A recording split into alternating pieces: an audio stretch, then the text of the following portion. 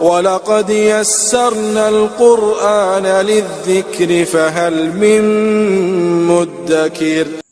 آج انشاءاللہ تعالی ہم سورۃ المائدہ کی آیت نمبر 101 سے لے کر 103 تک پڑھتے ہیں اور اس کو سمجھنے کی کوشش کرتے ہیں۔ اعوذ باللہ من الشیطان الرجیم، بسم اللہ الرحمن الرحیم۔ یا ایہا الذین آمنوا لا تسألوا عن اشیاء ان تبد لکم تسؤکم وَإِن تَسْأَلُوا عَنْهَا حِينَ يُنَزَّلُ الْقُرْآنُ تُبْدَ لَكُمْ عَفَا اللَّهُ عَنْهَا وَاللَّهُ غَفُورٌ حَلِيمٌ۔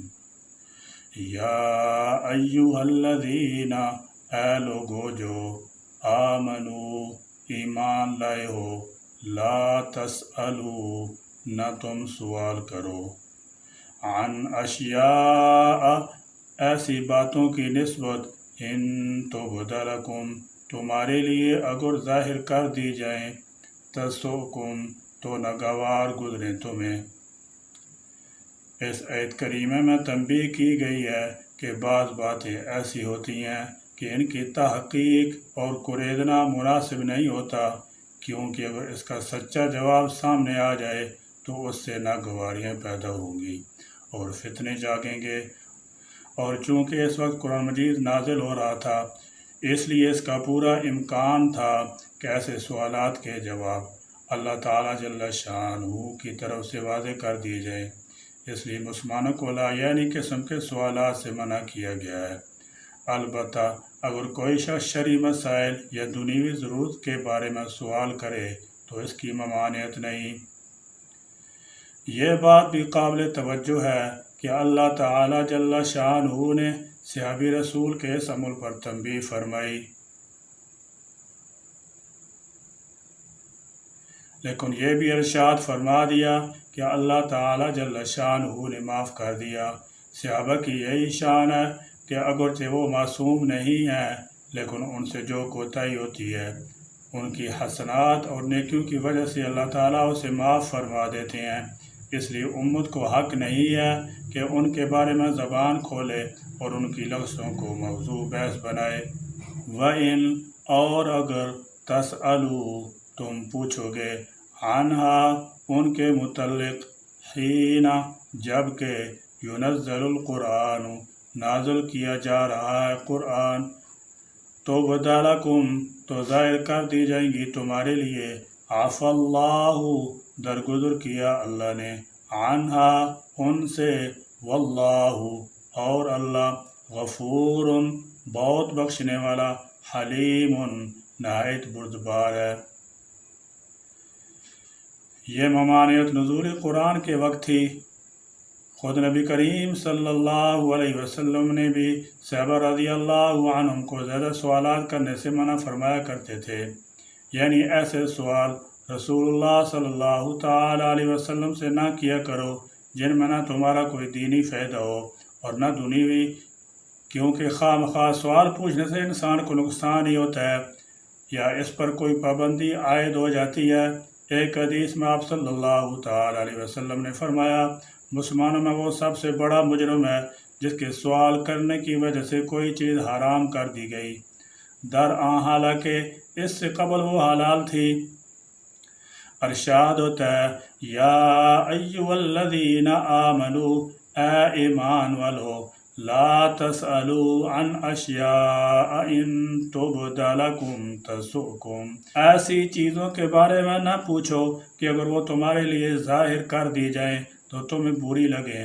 وَإِن تَسْأَلُوا عَنْهَا حِينَ يُنَزَّلُ الْقُرْآنُ اور اگر ایسے دور میں پوچھی جائیں جب کہ قرآن پاک نازل ہو رہا ہے، تُبْدَ لَكُمْ تو تمہارے لیے ظاہر کر دی جائیں گی اور اس طرح تمہارے لیے مشکل پیدا ہو جائے گی۔ مفسرین کرام رحمۃ اللہ علیہم فرماتے ہیں کہ یہاں پر ہر سوال پوچھنے سے منع نہیں فرمایا گیا، بلکہ صرف فضول اور لا یعنی سوالات کی ممانعت کی گئی ہے۔ قد سألها قوم من قبلكم ثم أصبحوا بها كافرين۔ قد سألها تحقیق پوچھا تھا ان کی نسبت قوم ایک قوم نے،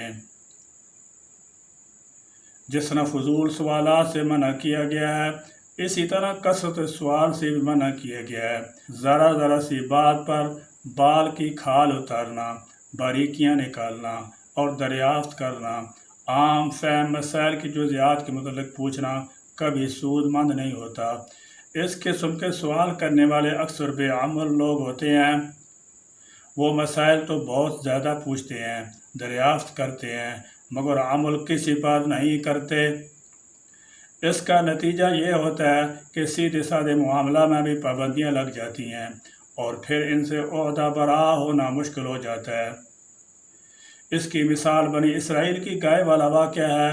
یہود نے سیدنا موسیٰ علیہ السلام سے سوال کر کر کے انہیں پریشان کر رکھا تھا، جیسا کہ سورہ بقرہ کی آیت نمبر 108 سے واضح ہوتا ہے کہ جب انہیں گائے ذبح کرنے کا حکم دیا گیا تو انہوں نے پے در پے سوالات شروع کر دیے کہ ہمیں اللہ سے پوچھ کر بتاؤ کہ اس گائے کی عمر کیا ہو، اس کا رنگ کیسا ہو، اس کی کیفیت کیسی ہے، وغیرہ وغیرہ۔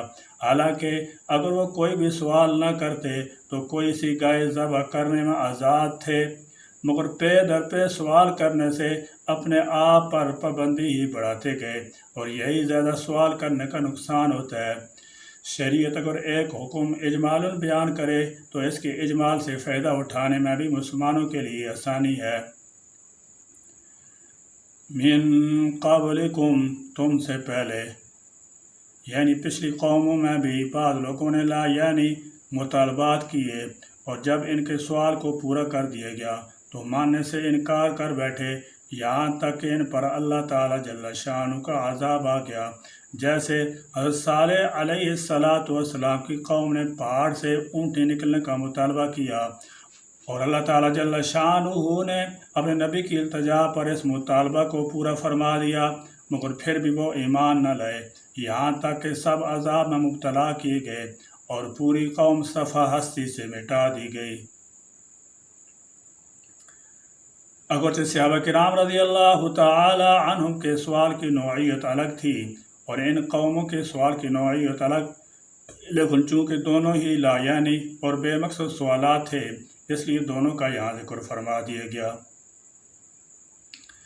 ثم پھر اصبحوا، وہ ہو گئے، بہا، اس سے، کافرین، انکار کرنے والے۔ ایک مرتبہ نبی کریم صلی اللہ تعالی علیہ وسلم نے فرمایا، اللہ تعالیٰ نے تم پر حج فرض کیا ہے۔ ایک شخص نے سوال کیا، کیا ہر سال؟ آپ صلی اللہ تعالی علیہ وسلم خاموش رہے۔ اس نے 3 مرتبہ سوال دہرایا، پھر آپ صلی اللہ تعالی علیہ وسلم نے فرمایا کہ اگر میں ہاں کہہ دیتا تو حج ہر سال فرض ہو جاتا، اور اگر ایسا ہو جاتا تو ہر سال حج کرنا تمہارے لیے ممکن نہ ہوتا۔ اس لیے بعض مفسرین کرام رحمۃ اللہ علیہم نے عفی اللہ عنہا کا ایک مطلب یہ بھی بیان کیا ہے کہ جس چیز کا تذکرہ اللہ نے اپنی کتاب میں نہیں کیا پس وہ ان چیزوں میں سے ہے جن کو اللہ تعالیٰ جل شانہ نے معاف کر دیا ہے، پس تم بھی ان کی بابت خاموش رہو۔ ایک حدیث میں نبی کریم صلی اللہ تعالی علیہ وسلم نے اس مفہوم کو بئی الفاظ بیان فرمایا، ذرونی ما ترکتم فإنما اہلک من کان قبلکم کثرت سؤالہم واختلافہم علی انبیائہم۔ تمہیں جن چیزوں کی بابت نہیں بتایا گیا تم مجھ سے ان کی بابت سوال مت کرو، اس لیے کہ تم سے پہلی امتوں کی ہلاکت کا سبب ان کا کثرت سوال اور اپنے انبیاء علیہم السلام سے اختلاف بھی تھا۔ فرمایا قد سألها قوم من قبلکم، اس قسم کے سوالات سے تم سے پہلی قوموں نے بھی کیے۔ وہ لوگ بھی اپنے انبیاء علیہم السلام سے صرف سوال کرتے تھے، ان کے احکام کی تعمیل نہیں کرتے تھے۔ قرآن پاک میں بنی اسرائیل کی کثرت سوال کا ذکر موجود ہے۔ وہ لوگ سوالات دریافت کرنے کے باوجود اپنے انبیاء علیہم السلام کی مخالفت کرتے تھے اور اس کثرت سوال کا نتیجہ یہ نکلا، ثم اصبحوا بها کافرین کہ وہ لوگ کافر ہو گئے۔ جب حکم معلوم ہو جانے کے بعد اس پر عمل نہ کیا تو گویا عملی طور پر اس حکم کا انکار کر دیا، پھر یا تو صریحاً انکار کر کے کافر ہوئے یا عمل سے گریز کر کے عملی منافق ٹھہرے۔ ما جعل اللہ من بخیرۃ ولا سائبۃ ولا وسیلۃ ولا حام ولكن الذين كفروا يفترون على الله الكذب وأكثرهم لا يعقلون۔ ما جعل نہیں بنایا اللہ نے من بخیرۃ کوئی بخیرہ۔ زمانہ جاہلیت میں جانوروں کے سلسلے میں لوگوں نے کچھ من گھڑت تصورات قائم کر لیے تھے۔ ان میں مشترک بات یہ تھی کہ عام لوگوں کے لیے بعض جانوروں کے استعمال کو حرام سمجھا جاتا تھا اور انہیں معبودان باطل کی نظر و نیاز تصور کیا جاتا تھا۔ چنانچہ بخیرہ وہ مادہ جانور تھا جس کا دودھ بتوں کے لیے وقف تھا اور بت خانوں کے پجاری ہی اس سے استفادہ کرتے تھے، دوسروں کے لیے اس سے فائدہ اٹھانا ممنوع تھا۔ ولا سائبۃ اور نہ سائبہ وہ اونٹنی کہلاتی تھی جس نے 5 مادہ بچے جنے ہوں، ان کے درمیان کوئی نر نہ ہو، اس کی سواری اور اس کے بال کاٹنے کو ممنوع سمجھا جاتا تھا اور مہمان کے سوا کوئی اس کا دودھ نہیں پی سکتا تھا۔ ولا وسیلۃ اور نہ وسیلہ، بکری کو اگر مادہ بچہ پیدا ہوتا تو اسے خود استعمال کرتے، نر ہوتا تو اسے بتوں کا حق سمجھتے، اور اگر ایک ہی شکم میں نر و مادہ دونوں پیدا ہوتے تو دونوں کو بتوں کا حق قرار دیتے، اسی کو وسیلہ کہتے تھے۔ ولا حام اور نہ حام، جس نر اونٹ کی جفتی سے 10 بچے پیدا ہو جاتے اس کی سواری وغیرہ کو اپنے لیے حرام تصور کرتے، اسی کو حام کہتے تھے۔ قرآن مجید نے واضح کر دیا کہ یہ سب مشرکین کے خود ساختہ خیالات ہیں، اللہ تعالیٰ جل شانہ نے کبھی ان باتوں کا حکم نہیں دیا۔ ولیکن اور لیکن الذین کفروا جن لوگوں نے کفر کیا، یفترون وہ باندھتے ہیں علی اللہ پر الکذب جھوٹ، واکثرہم اور اکثر ان کے لا یعقلون نہیں عقل رکھتے۔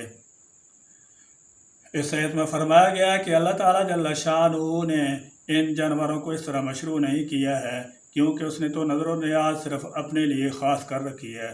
بتوں کے لیے نظر و نیاز کے طریقے مشرکوں نے ایجاد کیے ہیں، اور بتوں اور معبودان باطل کے نام پر جانور چھوڑنے اور نظر و نیاز پیش کرنے کا یہ سلسلہ آج بھی مشرکوں میں بلکہ بہت سے نام نیاز مسلمانوں میں بھی قائم اور جاری ہے۔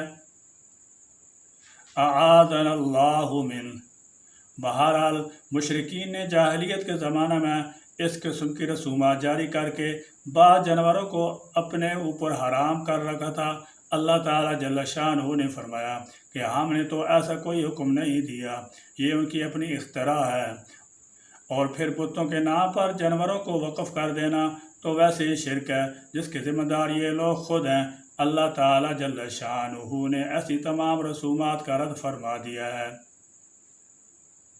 ربنا تقبل منا انك انت السميع العليم وتب علينا انك انت التواب الرحيم واخر دعوانا ان الحمد لله رب العالمين۔